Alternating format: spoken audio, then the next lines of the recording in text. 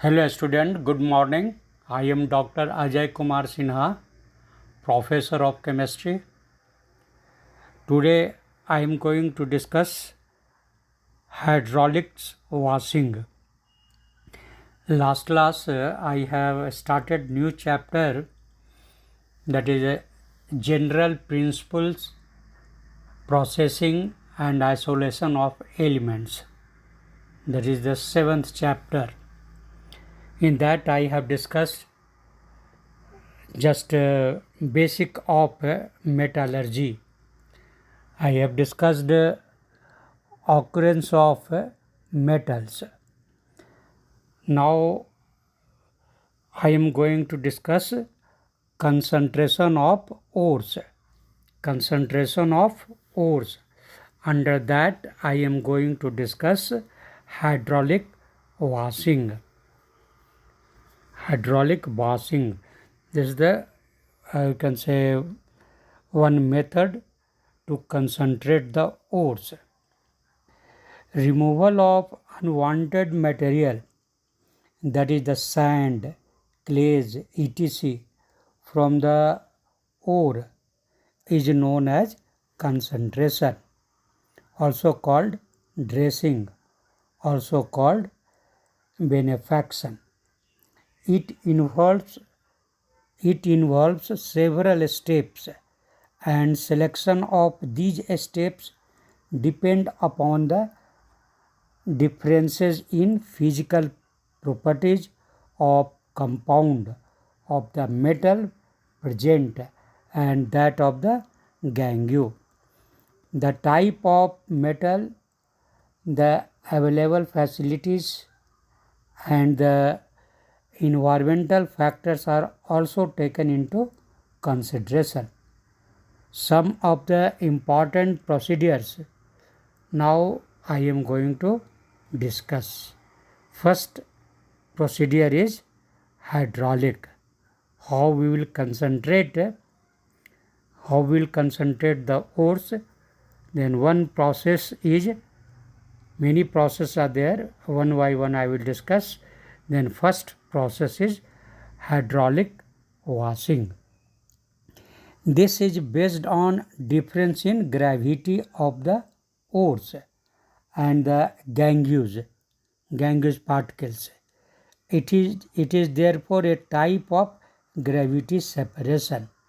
Means heaviness, you can tell, heaviness. It is therefore a type of gravity separation. This is based on the difference in gravities of the ore and the gangues particles. It is therefore a type of gravity separation. In such process, an upward stream of running waters is used to wash the powdered ore. The higher gangue particles are washed away and the heavier ores are left behind. Correct? Here main thing is that it is washed. That is ores are washed actually. Ores just is washed.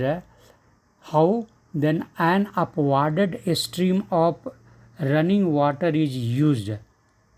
Upwarded stream of running water is used to wash the powdered ore. What will happen? By this upward stream of running water, what is the role of this? Upward stream of running water, what is its role? And now understand, upward stream of running water is used to wash the powdered ore. The lighter gangue particles are washed away and the heavier ores are left behind. Because lighter particles lighter gangue with water, it will go far, and heavier one will fall down near only. Okay, the lighter gangue, that is unwanted materials, the lighter gangue particles are washed away, and heavier ores are left behind according to their gravity. Okay, differences in gravity, or you can tell heaviness. Light gangue will go away, it will go far, and heavier one will fall down nearby only. Now second step I am talking about, second procedure of concentration. First procedure I told you, hydraulic washing. Second procedure is magnetic separation. Okay. Then here what will happen? By name it is clear.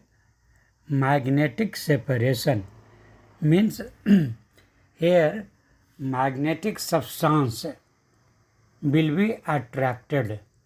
Okay, magnetic substance will be attracted. Okay, and non-magnetic substance will be not attracted. Actually, it will pass through a magnetic belt. Then this ores will be passed through magnetic belt. Then what will happen? Magnetic substance will run with belt, but non-magnetic substance will fall down. It will not run along with the belt. Hence it will be separated. Both will be separated. This is based on difference in magnetic properties of the ore components. In components, ore's component may be magnetic or non-magnetic. Okay, ores may be magnetic or their impurities or unwanted material. Okay, whatever be, they may have magnetic or non-magnetic properties. Then this is based on differences in magnetic properties of the ore components. If either the ore or the gangue, anyone, if either the ore or the gangue, one of these two, anyone, one of these two is capable of being attracted by a magnetic field, then such separations are carried out. That is, in case of iron ores, if iron ores is there, then it will work. Okay, the ground ore means powdered form, powdered ore. The ground ore is carried out on a conveyor belt, conveyor conveyor belt, which passes over a magnetic roller. Okay, this ground ore means powdered ore is carried out on a conveyor belt, which passes over a magnetic roller. Means magnetic substance will pass. It will pass just by where belt is there, because that is the magnetic. Then conveyor belt, it will pass through this magnetic substance, will pass over the this belt, conveyor belt, and non-magnetic will be separated out. Okay, the non-magnetic and magnetic both will be separated out. That is also called a magnetic roller. Okay, conveyor belt is also called this magnetic roller. Ground ore is carried on a conveyor belt, which is passed. That belt actually passes over a magnetic roller, hence the magnetic substance will be separated from non-magnetic. Okay, then this I have told you, this is actually called magnetic separation. This is also called magnetic separation. It is very easy. Magnetic substance will be separated from non-magnetic. Both powdered forms, or which are in powder form, they will pass through this belt. Then because that belt is running over the magnetic, hence magnetic substance will be, you can say, attracted towards that belt, and non-magnetic will be separated out. In the diagram it will be cleared. Okay, now third I am telling you Froth flotation method. Froth, F-R-O-T-H, Froth flotation method. This method is also very useful. This method has been in use for removing gangue from sulfides ore.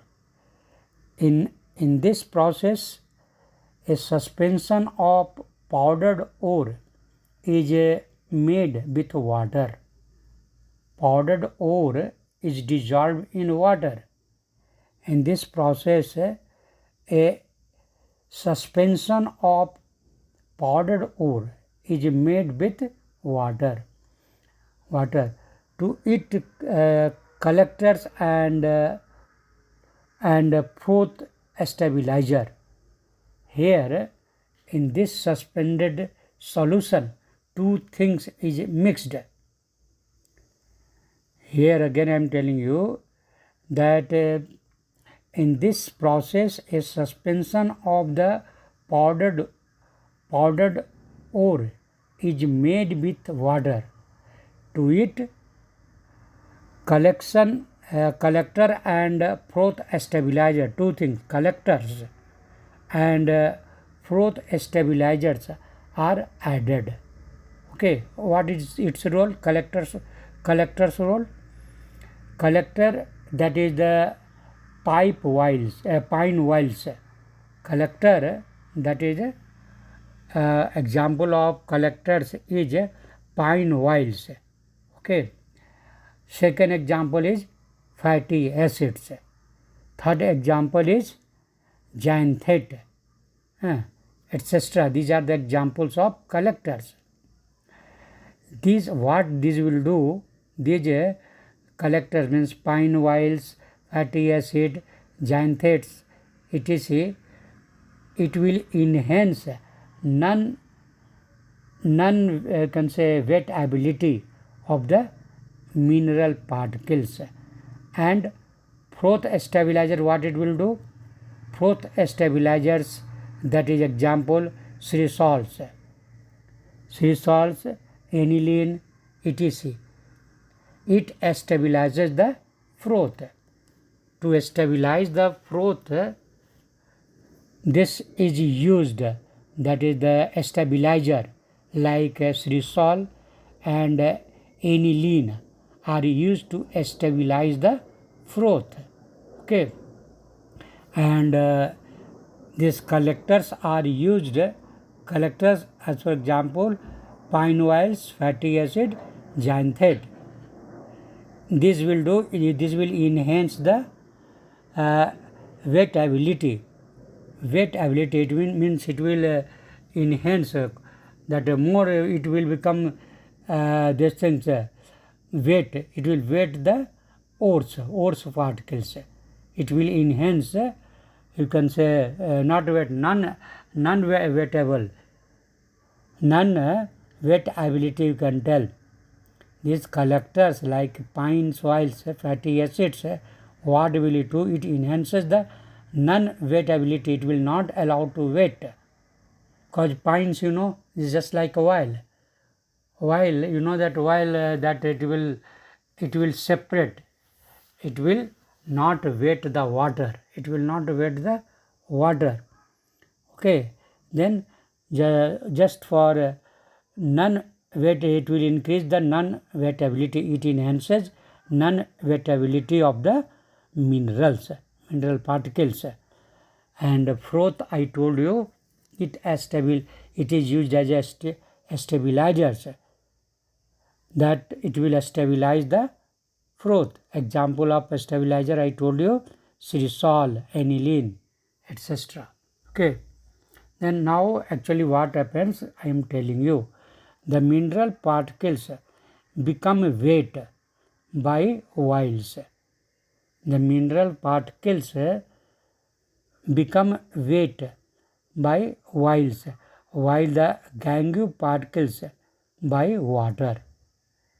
Actually, this is the nature. This is the nature. The mineral particles I am talking about, becomes weight by oils. Means oil will attract mineral particles, while the gangue particle is attracted by water. Gangue particles by water. Then now you are using two substances.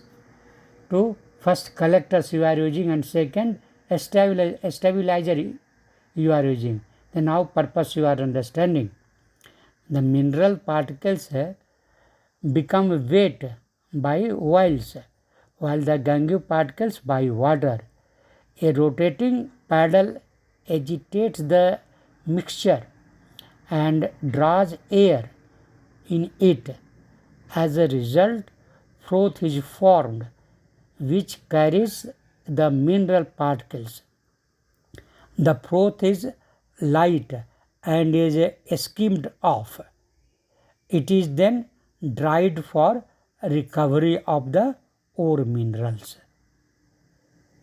Correct? Froth is formed when it will be paddled.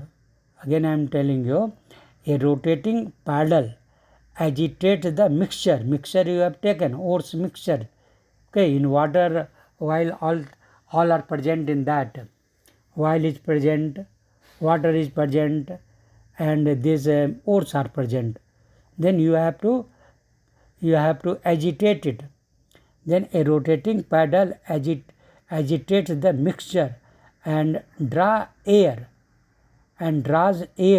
in it. Means air is also applied here. Then what will happen? As a result, froth is formed, which carries the mineral particles. This froth is formed which carries the mineral particles. The froth is light. It is lightweight, you can tell. The froth is light and is skimmed off. It is removed. Froth is removed.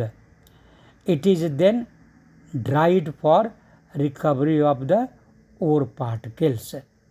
Correct? This from the froth I am telling you. The froth is lightweight. The froth is light and is skimmed off. Means it is removed. It is then dried for recovery of the ore particles. Correct? Then like that way separation is done. Sometimes here you should not be confused.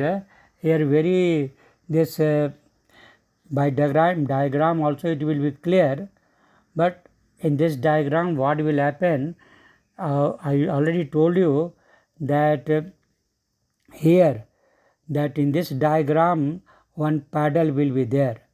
Okay, one paddle drawn in air and stirs the pulp. Pulp you have kept in this instrument, okay, apparatus. Then there upside mineral froth will be there. If you will agitate the mixture, then minerals will come up in the form of froth.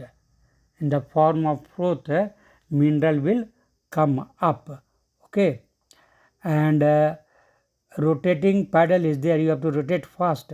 Air is also passed through the pipe and froth is formed. Then after that this froth is removed. Only in this froth mineral particles will be present. Then after skimmed off, means after removing this fourth, later on it is dried, and this only when you will dry, then you will get the minerals. Okay, mineral particles you will get. Sometimes it is possible to separate two sulfide ores by adjusting proportion of oil to water. Oil to water proportion you have to adjust. Then sulfides ores also can be separated. Okay, or also this deep presence one instrument is there. Okay, that is called depresents. D presents, Presents, depresents. One instrument is there, its name is depresents, double S is there, Depresents, depresents. Okay, then it is used for separation of to separate two sulfides ore by adjusting proportion of oil to water, or by using depresents. For example, in case of ore containing ZnS, zinc sulfide is there, and lead sulfide is there, both are there, two sulfides are present. Okay, in case of an ore containing zinc sulfide and lead sulfide, the depresent used is a sodium cyanide. Sodium cyanide actually here is used as a sodium cyanide. Okay, this is the example of depresent. This is a chemicals actually. It selectively prevents ZnS from coming to the froth. Here its role you understand. ZnS and lead sulfide, suppose both are present in ore, then depresents, as for example sodium cyanide. Okay, it is chemicals. It selectively prevents ZnS from coming to the froth, but allows lead sulfide to come with the froth. Correct? Now I think you understood that role of sodium cyanide means depresent. It selectively prevents ZnS from coming to the froth, but allow lead sulfide to come with the froth. Then now ZnS will come up in the form of froth. You can separate it. Correct? Then now both are separated. ZnS is also separated. Lead sulfide is also separated. Okay. Then this I have told about the these things. Froth flotation method. Okay. Now I am going to discuss other terms. Okay, like leaching. Leaching. What is actually leaching? That you should understand. Leaching is often used if the ore is sulfide. Actually, leaching is generally often used if the ore is soluble in some suitable solvent. Okay, then here two examples I am telling you. Okay, first example I am telling leaching of alumina from bauxite. You know that Al2O3 is the bauxite.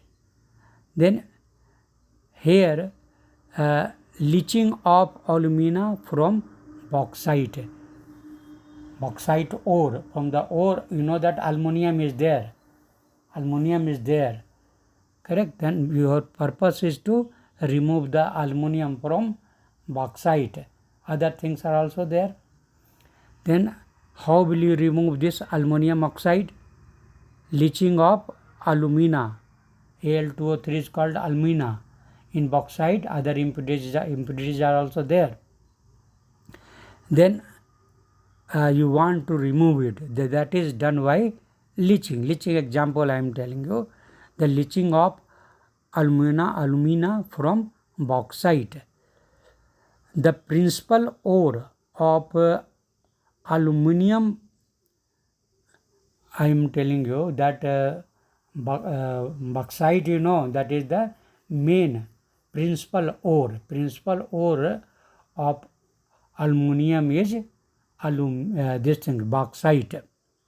The principal ore of aluminium, what is bauxite, usually contain silicon oxide, iron oxides, and titanium oxide TiO2 as impurities.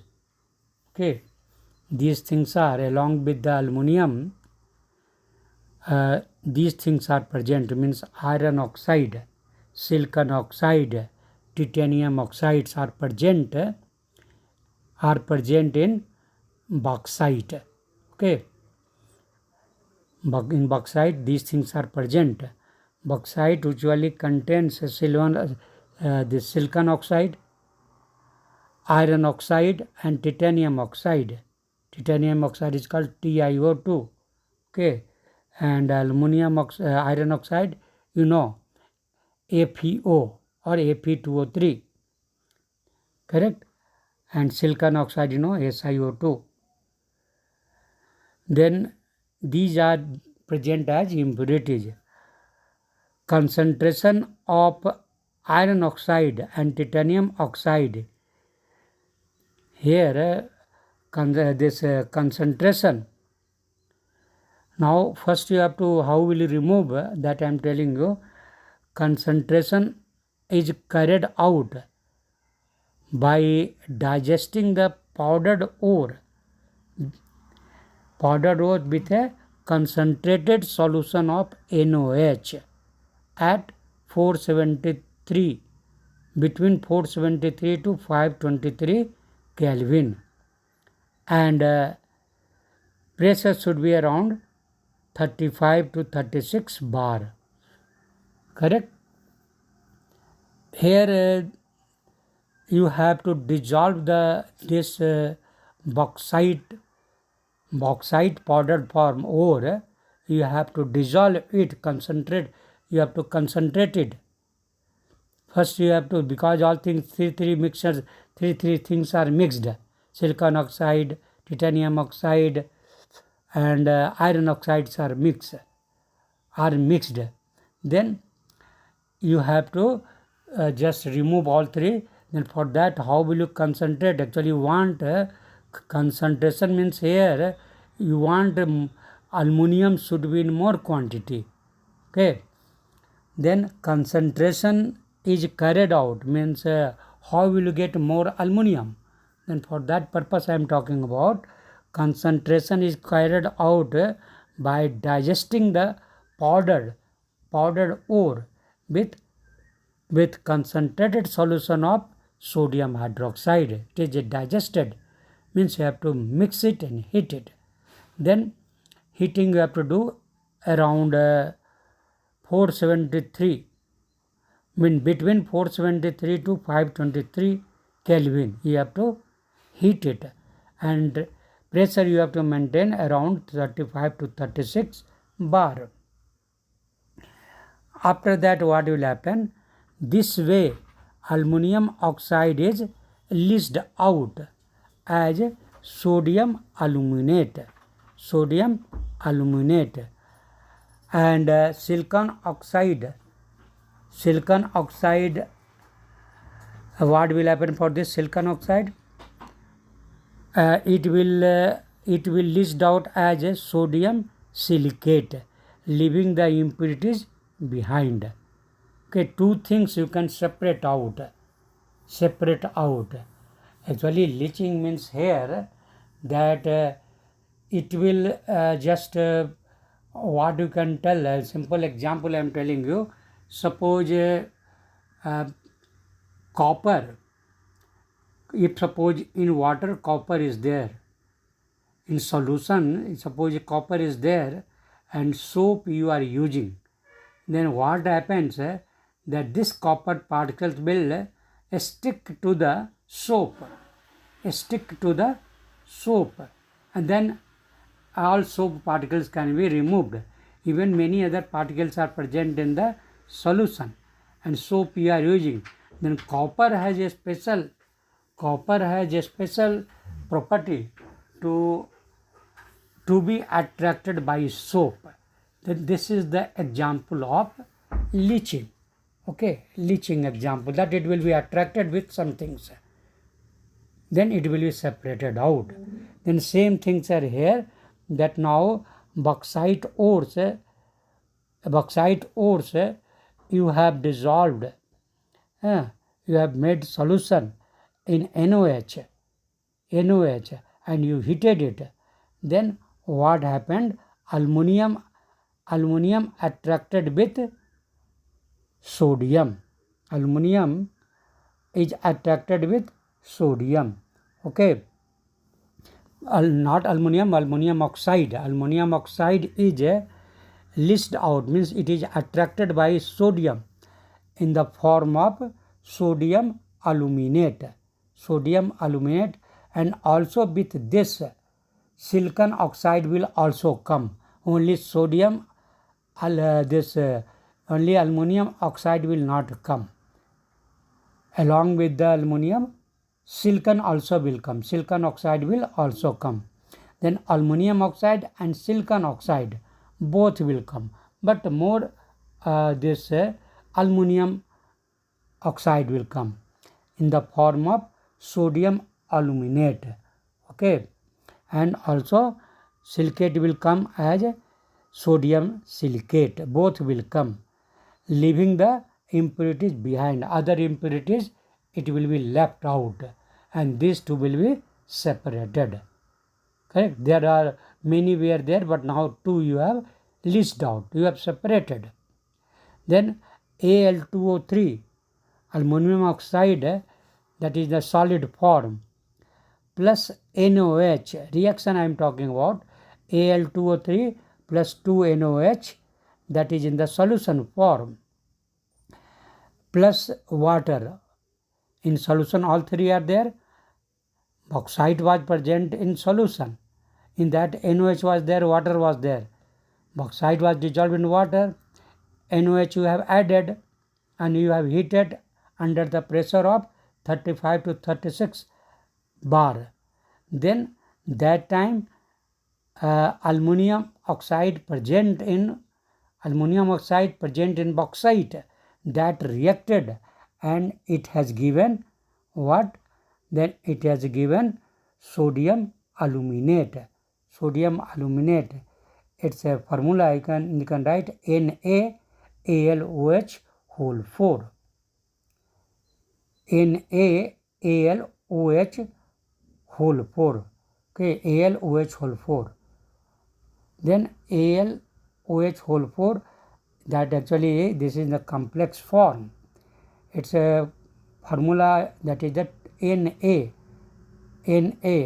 because it is sodium aluminate. Then sodium ion is there, Na, and complex is AlOH whole 4. Okay, and so balanced equation can write Al2O3 plus 2NOH plus 3H2O, it gives 2Na AlOH whole 4. Okay, like that way it can be separated. Now you got this list. This is the example of leaching. It lists aluminum oxide, means alumina leached out. The aluminate in solution is neutralized by passing carbon dioxide gas, and hydrated aluminum oxide is precipitated. Correct?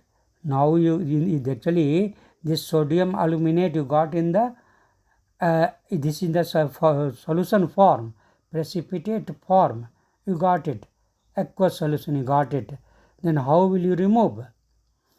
The that I am telling you. The aluminate in solution is neutralizes, or it is neutralized by carbon dioxide gas and hydrolyzed. Correct? It is neutralized by passing carbon dioxide and hydrolyzed. Aluminum oxide is precipitated. It was in the solution form. Now you got precipitate form. Okay, this sodium aluminate was in the solution. Now actually it should precipitate. For that purpose you have passed the carbon dioxide gas and also you have hydrolyzed. Then aluminum oxide is precipitated. At this stage the solution is actually seeded with freshly prepared samples of aluminum oxide, which induces you can say this precipitates. Here this aluminum oxide is precipitated.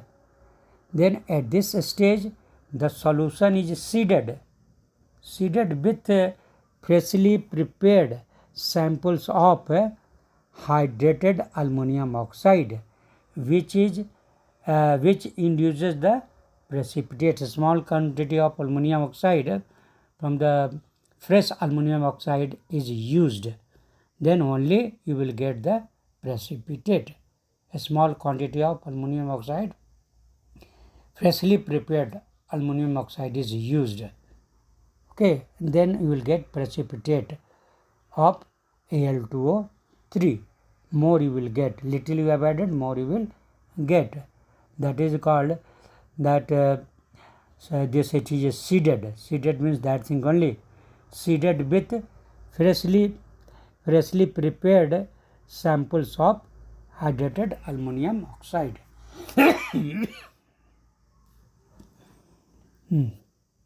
Now this I have told you. The sodium silicate, now it is separated automatically because only two things were there. Then aluminum oxide you got a precipitate, you can remove it. The sodium silicate remains to the solution and hydrated aluminum is filtered, and after that it is dried, filtered, dried and heated to give back pure aluminum oxide. Okay. After filtering it is dried, after that it is heated, and then you will get you can say pure aluminum oxide. Okay.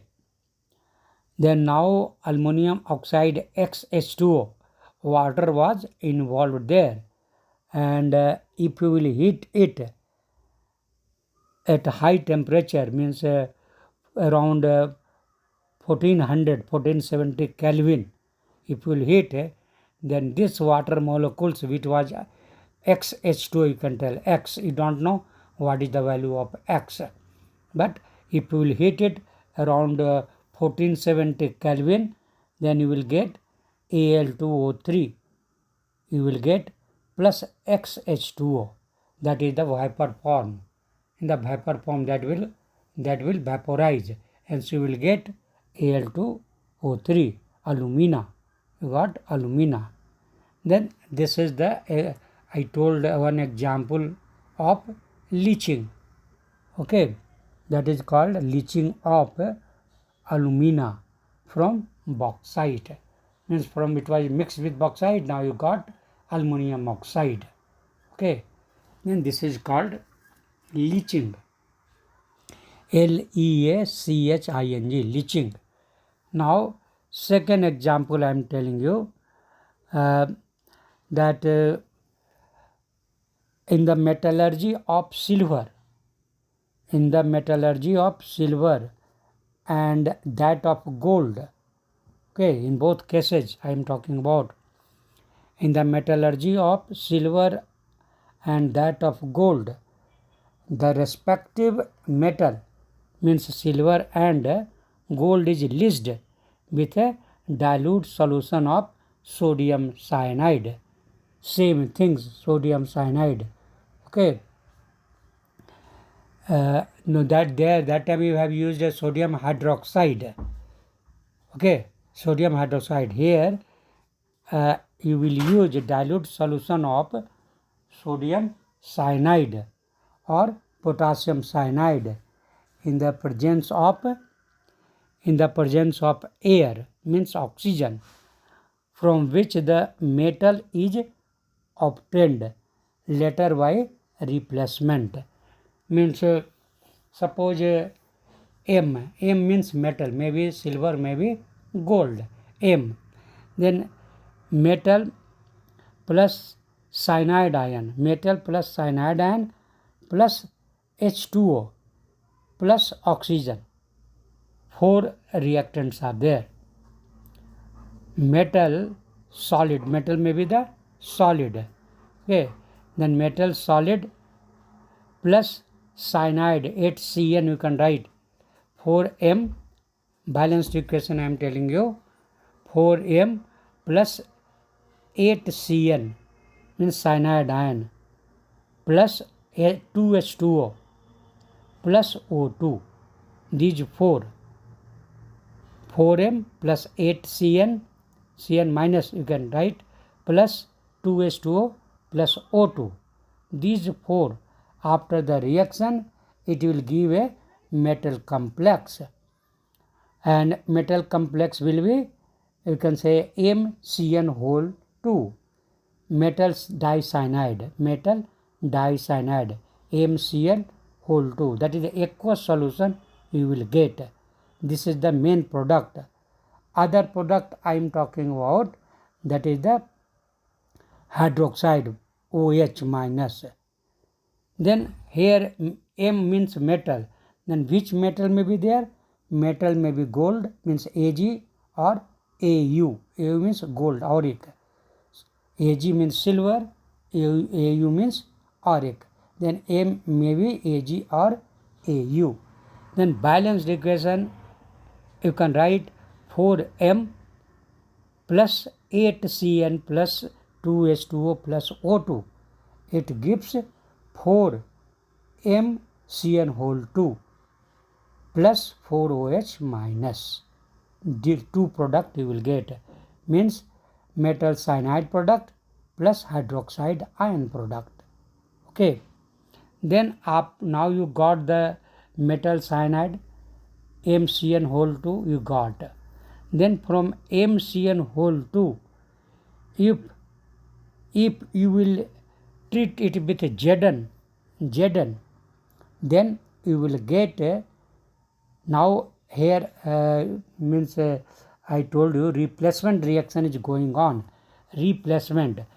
Metal dicyanide is there, MCN whole 2.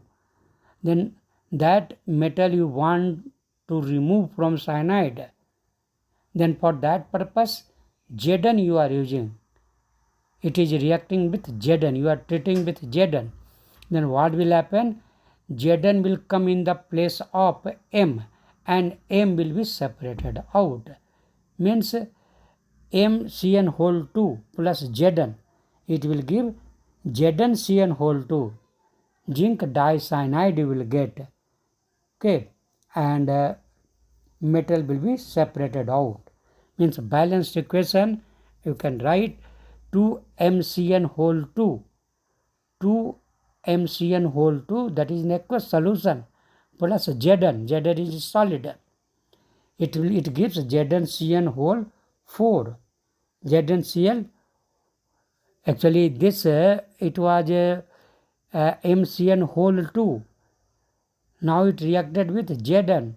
Then now you will get ZnCN whole 4 you will get, and power will be 2 minus plus 2M. Okay, metal you will get. Okay, then 2MCN whole 2 plus Zn, it will give ZnCN whole 4, 2 minus, power 2 minus. plus 2m. Now also here you list out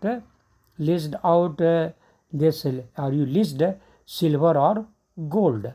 Silver or gold, you have list it from its ores. Okay, this is the example of leaching. Now I am going to discuss other terms, that is the distance extraction of crude metal, extraction of extraction of crude metal, okay, from concentrated ore. Means first now you got concentrated ore, first step, because in the metallurgy I told you 3 steps.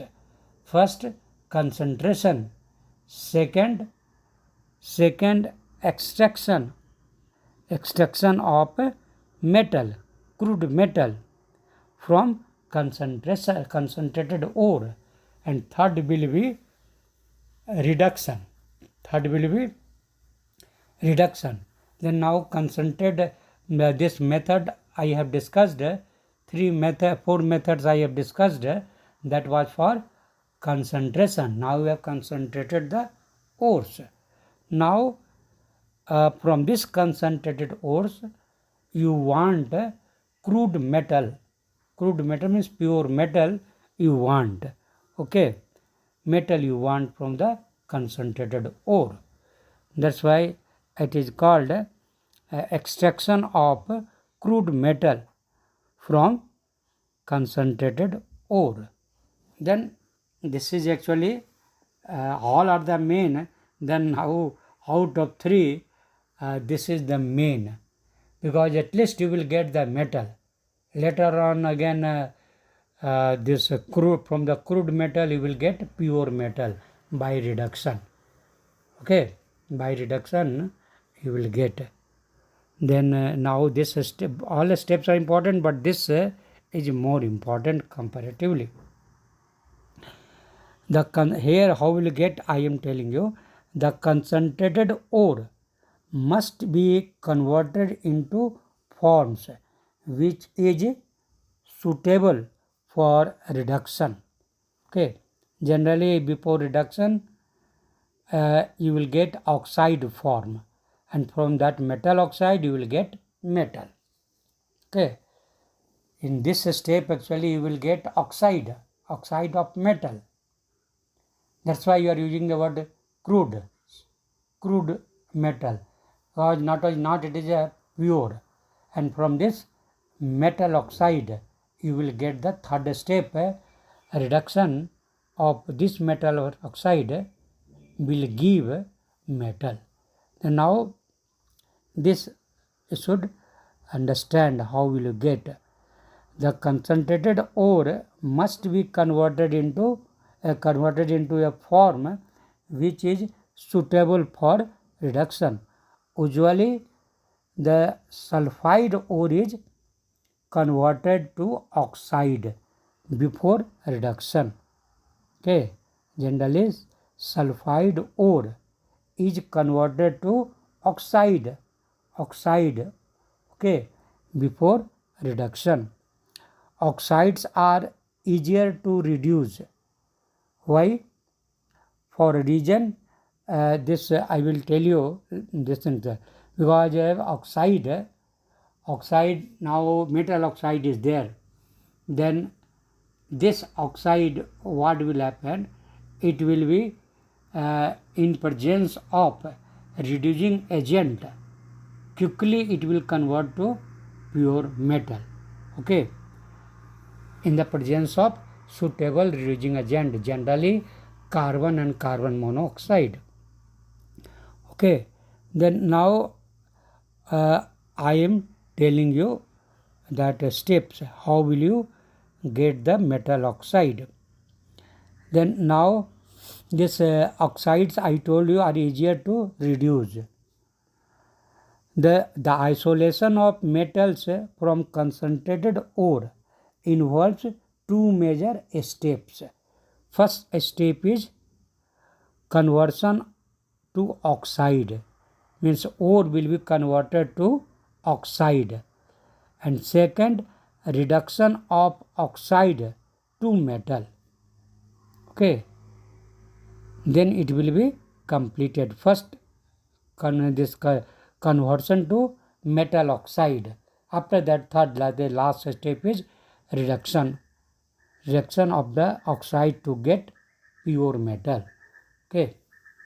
Then now first we understand how will you get the metal oxide. Then to get the metal oxide, you have to just some process are there you have to perform. First, calcination.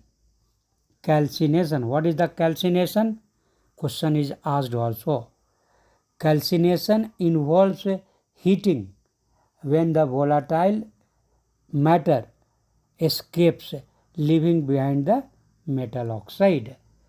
Because in ores, in concentrated ores, some you can say impurities will be there, volatile impurities. Okay, calcination involves heating when the volatile matter may be present in the form of impurities. Then calcination involves heating when the volatile matter escapes, leaving behind the metal oxide. Reaction I am telling you, Fe2O3 XH2O. Then XH2O means what? X. You don't know how many moles of water is absorbed. Then XH2O, it will vaporize. Then Fe2O3 XH2O. So it is with solid, it is a solid form. Water molecules are absorbed there with Fe2O3. Then after heating, now this X2O will evaporate. You will get Fe2O3 solid you will get. That is the oxide of iron, metal oxide you can tell. Like that way, zinc carbonate. Zinc carbonate is solid. This is a second example of calcination. Then zinc carbonate, now it will decompose and it will give zinc oxide plus carbon dioxide gas. Then here zinc carbonate has decomposed and volatile gas like carbon dioxide. Now it went out. Then now again you got oxide. ZnCO3 converted to ZnO solid plus CO2 gas. It evaporated. Then these are just like it was present with metal as impurities. Now it went. Third example I am telling you of calcination, that is the calcium dolomite. I think you might have heard. Then dolomite, that is calcium carbonate and magnesium carbonate. It is a mixture of calcium carbonate and magnesium carbonate. Then both have carbonate. Then again after heating, what will happen? You will get calcium oxide plus magnesium oxide plus carbon dioxide. If you will heat strongly, then you will get calcium carbonate will give calcium oxide, magnesium carbonate will give magnesium oxide. Hence 2CO2 will get. Then it's a reaction also you can write COCO3, MgCO3, both are combined form. Then after heating, product it will be calcium oxide plus magnesium oxide, means MgO plus COO plus 2CO2 gas. Then gas will escape. Then these are the examples of calcination. Okay, now second example, now second term I am telling you, that is the roasting. Roasting, ROASTING, roasting. What is the roasting? Then in roasting, the ore is heated. Here also you have to heat strongly. In roasting, the ore is heated in a regular supply of air. there you have not used any gas. In calcination, you have not used any gas. Air you have not used. Oxygen you have not used. Simply you have heated. But here you have to heat along with oxygen. This is the condition. The ore is heated in a regular supply of air in a furnace at a temperature below melting point of the metal. These are the conditions. Two conditions are there. You are heating in a regular supply of oxygen, and second, you are heating up to what temperature? Then before melting point of the metal. It should not melt. That's why before melting point of metal you have to heat. Then reaction, some example I am telling you. Suppose ZnS, zinc sulfide plus oxygen gas. If zinc sulfide you are heating in presence of oxygen gas, then this zinc sulfide ZnS will convert into ZnO, zinc oxide plus sulfur dioxide. It's a balanced equation. You can write 2ZnS plus 3O2. It will give 2ZnO plus 2SO2. Okay, means here Zn sulfide converted into Zn oxide, means metal oxide. 2ZnS plus 3O2, it converted to 2ZnO plus 2SO2. Similarly, lead sulfide 2PbS plus 3O2, same type of reaction. Here we will get 2PbO plus 2SO2. Okay, means 2PbS plus SO2, 2PbS plus SO2 plus 3O2, 2PbS plus 3O2, same type of reaction. 2PbS plus 3O2, it will give 2PbO plus 2SO2. Here also you are getting lead oxide, means metal oxide. Third example, copper you can say. Cu2S plus 3O2, 2Cu2S, cupric sulfide, Cu2S, cupric sulfide, then 2 cupric sulfide plus 3O2, same type of reaction. It will give 2Cu2O, means cupric oxide, 2Cu2O plus 2SO2. Same type, all three reactions are same type of reaction. In all reaction you got oxide, metal oxide you got. First reaction you got Zn oxide, second you got lead oxide, third you got cupric oxide. The sulfide ores of copper are heated in a reverberating furnace. If the ore contains iron, here this is the little different. I am talking about the copper. The sulfides ores, means Cu2S, sulfides ore of copper are heated in a reverberating furnace. Name of the furnace is reverberating furnace, REVER, BERATORY, reverb, okay, REVERB, reverb, BE, okay, ratory, RATORY, okay, that's why it is spelled reverberatory furnace. Okay, if the I'm talking about the cupric ore. If the ore contains iron, it is mixed with silica before heating. This is the condition in case of copper, cupric oxide. It is mixed with silica before heating. Iron oxide, actually you will get a slag you will get SLAGS, slags. Question is asked. If the ore contains iron, means copper I am talking about. If copper ore contains iron, it is mixed with silica before heating. Okay, then iron oxide slag off means iron will convert into, means slag means impurities is coming out. Then if iron is present, then in the form of slag it will come out as iron oxide.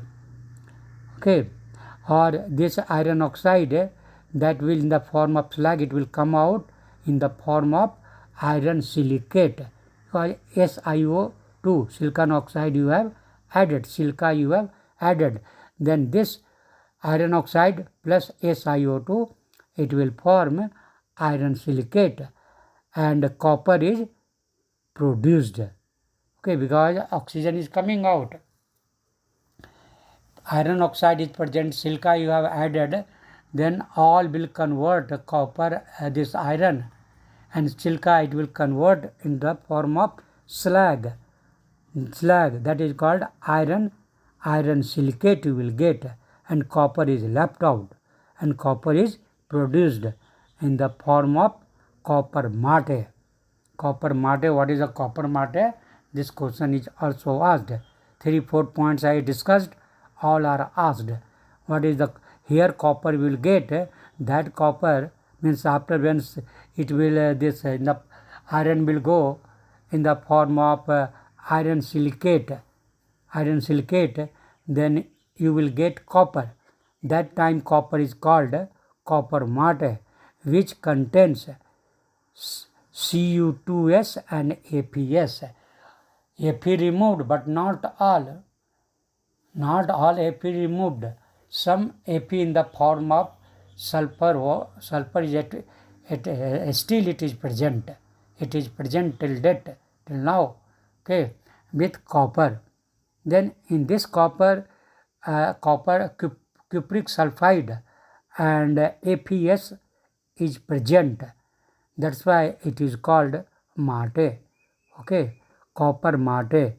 Then now this slag, how it will go, reaction I am telling you, FeO plus SiO2, it will form FeSiO3 slag. Okay, and copper, mainly copper will remain, but in that copper cupric sulfide and APS will be there as impurities, Cu2s and APS. This contains Cu2s means cupric sulfide and APS, that is called copper mate. Copper mate contains Cu2s and APS. Okay, the SO2 produced is utilized for manufacturing H2SO4. Sulfur dioxide, what you will get here, this sulfur dioxide in this reaction you may get SO2, because cupric sulfide is there, APES is, means sulfide is there, then obviously if this will be removed in the form of oxide, then it will come under as a SO2, it will come out, then that SO2 can be used for production of sulfuric acid. Okay, sulfuric acid. SO2 is the main things for sulfuric acid, only after that water is required. Then SO2 can be used to manufacture H2SO4. Then this I have told you that how will you get oxide. Okay, in all cases finally you got oxide. As for example, you got iron oxide, you got zinc oxide, you got, you can say, calcium oxide, you got magnesium oxide. In every reaction finally it converted into oxide. And in this thing, roasting time you got zinc oxide, lead oxide, cupric oxide. Okay, then now you got the oxide. Then now from this oxide now you can get pure metal. Then now that process is called reduction of oxide to get the metal. Okay, reduction of oxide to the metal. How will you get? Then this is the easy method. Okay. Reduction of the metal oxide usually involve heating it with some other substance acting as a reducing agent. Then generally reducing agent will be carbon or carbon monoxide or even another metal. The reducing agent, as for example carbon, combined with oxygen of the metal oxide. Metal oxide has oxygen, MO, then O is there, then carbon will react with that oxygen and metal will be free. It will be in the form of pure metal. Hence in general way you can write metal oxide, in general way you can write MXOY. MX small, down you can write a small x, and O you down you write a small y. You don't know how many x, what is the value of x or y, because oxides are variable. You have seen FeO, Fe2O3, Fe3O4. Then x and y is varying. What is the value of x?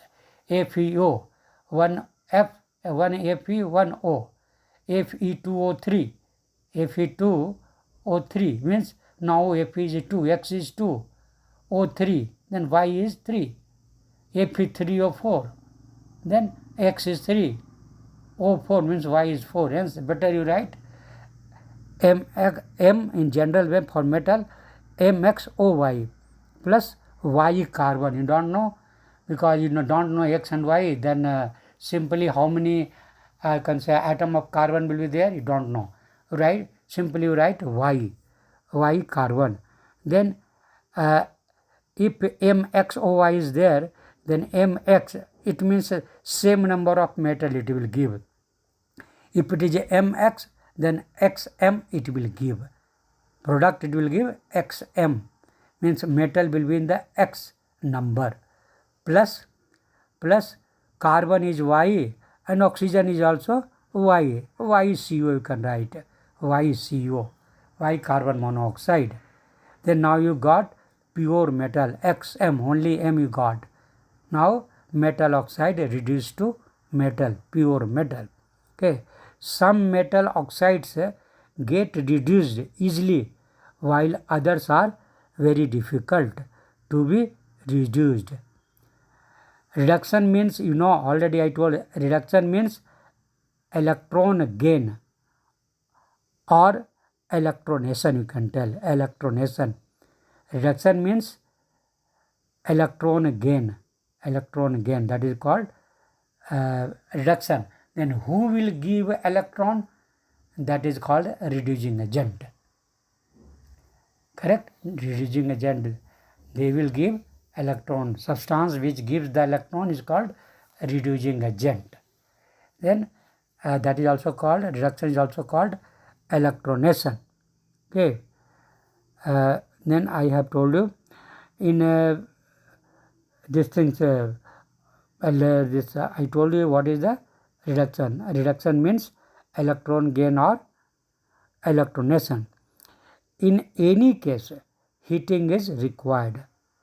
Okay, remember here, in reduction, heating is required. In any case, heating is required.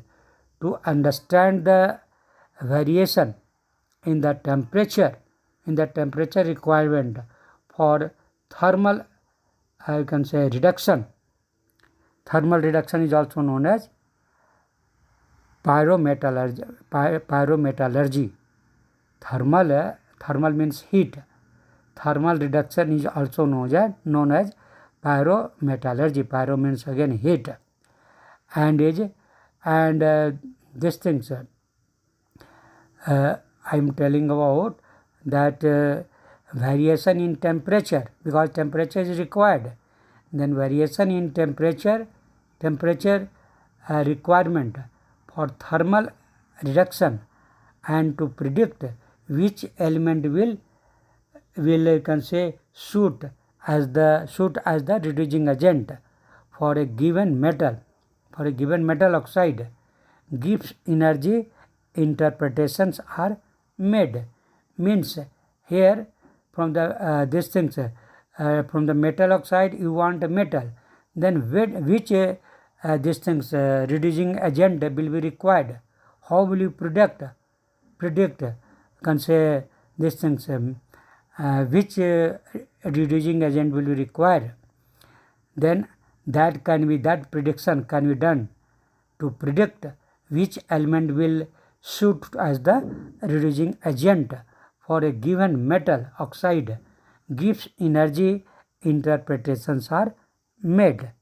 Okay, then here this things one concept is required, that is called this things thermodynamic principles of metallurgy. Thermodynamics principles of metallurgy. Already I have discussed in thermodynamics, but here I will tell some relation that is required here. Some basic concept of thermodynamics help us in understanding the theory of metallurgical transformation. Gibbs energy is the most significant term here. The Gibbs you can say the change in Gibbs energy, that is the delta G for any process at any specified temperature is described by the equation. Already you know, delta G is equal to delta H minus T into delta S. Okay, where delta H is the enthalpy change and delta S is the entropy change for the process. For any reaction, again I am very important things I am telling you, important relation. For any reaction, this change could also be explained through the equation.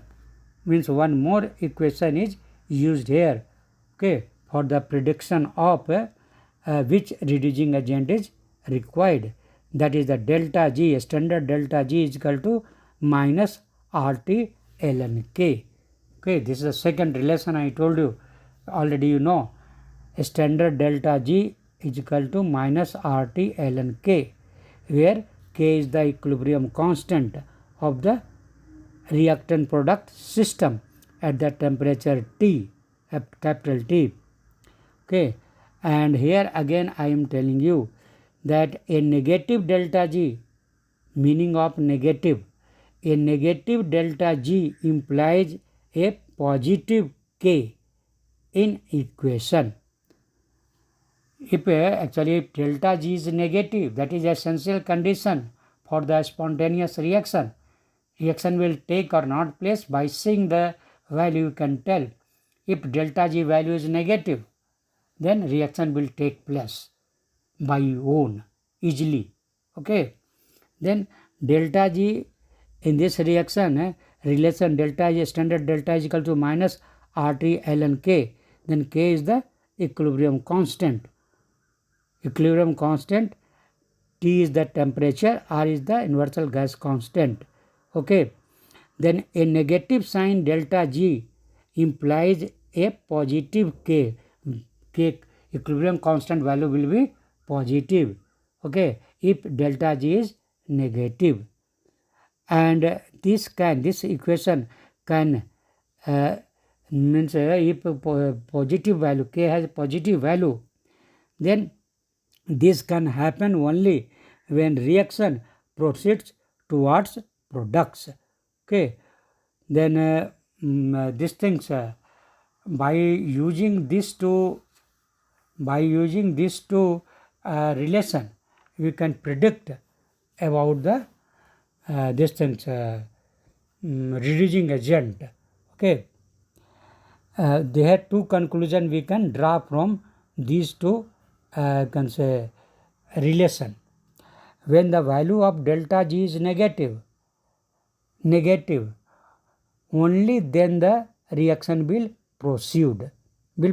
Okay, if delta G is negative, then reaction will proceed towards product. Okay, and if delta S, entropy, change in entropy, delta S is positive, then what will happen? If delta S is positive, on increasing the temperature, means T, the value of T into delta S would increase, and in that situation delta H will be less than T into delta S.